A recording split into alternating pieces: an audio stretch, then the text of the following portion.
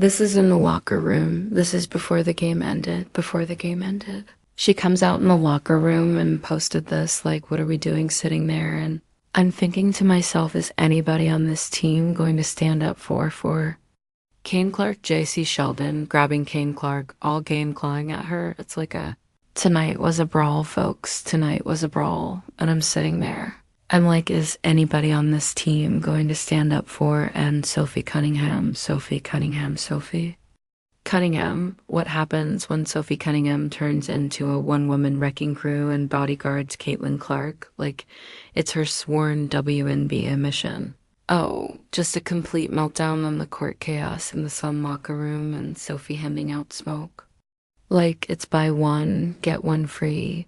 You're not ready for this level of spicy drama, because when Sophie snapped, she didn't just clap back. She went full Avengers mode on the entire Sun team. Buckle up, this one's hotter than Angel Reese's Twitter feed. And let's start with a play that set off the entire night. So as you guys can see here, JC Sheldon is guarding Caitlin Clark. She swipes her in the eyeball, Caitlin. Clark nudges her off because JC stays in her face, and then Tina Charles runs over and is kind of wagging her finger in Caitlin Clark's face, and then Marina Mabry comes out of nowhere and chucks her to the floor now. Let's watch this in slow motion. Here JC Sheldon is guarding, Caitlin swipes her in the face, there's one going for the ball, swipes her in the eyeball. Caitlin's going to have to start wearing goggles, and then Caitlin pushes her off of her like, why are you still in my face? Marina Mabry bad out of hell checks Caitlin Clark, the second Sophie Cunningham clocked in for her shift. The entire WNBA should have taken out insurance because Sophie didn't show up to hoop, she showed up to handle business, and by business we mean personally escorting Caitlin Clark out of every cheap shot and hikey ambush. Like she was guarding a royal jewel in a street fight. Welcome to WNBA Fight Night, or as some people are saying, WNBA. Raw, what a game that was. We had it all. We had basketball, we had fighting, we had blonde on blonde crime. Oh, such an epic. Oh, goodness. But at the end of the day, it resulted in an Indiana Fever W8871, taking care of business, forget teammates. Sophie's moving like a Secret Service agent that moonlights as a demolition crew. You try to elbow Caitlin, boom, Sophie teleports and like a WE taken, ready to dismantle your shoe deal and your dental alignment. In one move, you bump Clark after the whistle. Congratulations. You've activated the full wrath of a professional enforcer with a jump shot and no regard for her. Your feelings about, let's start here. This is, of course, Sophie and Sheldon going down the floor. Sophie tries to wrap her up, and Sheldon gets to the floor, and all hell breaks loose. And Sophie said, I'm not having it. I'm not having it. We'll go. Go.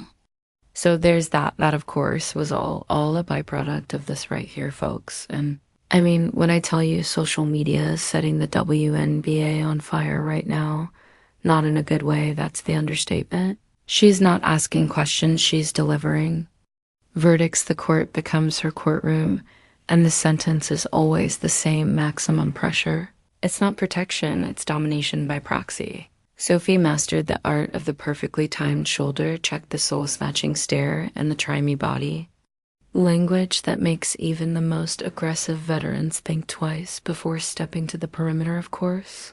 Marina Mabry is going to get ejected because that was unwarranted. She literally came out of nowhere and chucked Caitlin Clark. There should be a flagrant one, of course, on JC Sheldon because she swiped her and hit her in the eyeball. Whether it is intentional or not, you can still have a flagrant call, fouled. A flagrant foul called on you, whether you were trying to intentionally hurt somebody or not. But this is what they called you guys. This is what they called Caitlin Clark, Marina Mabry, Tina Charles were assessed with technical fouls on Tuesday. Caitlin, Marina, and Tina Charles. Technical fouls, that's it, technical fouls. That's it, and JC Sheldon was assessed with a flagrant 1 foul, and no players were ejected. She doesn't wait for drama to unfold, she anticipates it like she's been reading the opponent's group chat all week. If there's a whiff of hostility, she's already inbound full Sophie. Cunningham is not here for post-game hugs. She's not holding hands during warm-ups. She's not tapping it up during shoot-arounds. No, she's operating on one frequency, only touch. Clark, any touch death, she's the WNBA's walking alarm system permanently set to high alert while others practice mindfulness and team bonding exercises. Sophie's out here running silent background checks with her eyeballs. One suspicious movement toward Clark you might as well call in. A medic the league isn't used to this kind of unwavering loyalty paired with nuclear intensity. She's not gliding into games with a Zen playlist and a motivational quote. She's stomping into arenas like she's hunting for a reason, any reason to activate the chaos. Her presence alone is enough to make sideline reporters shift nervously and teammates quietly thank the basketball gods. She's on their side.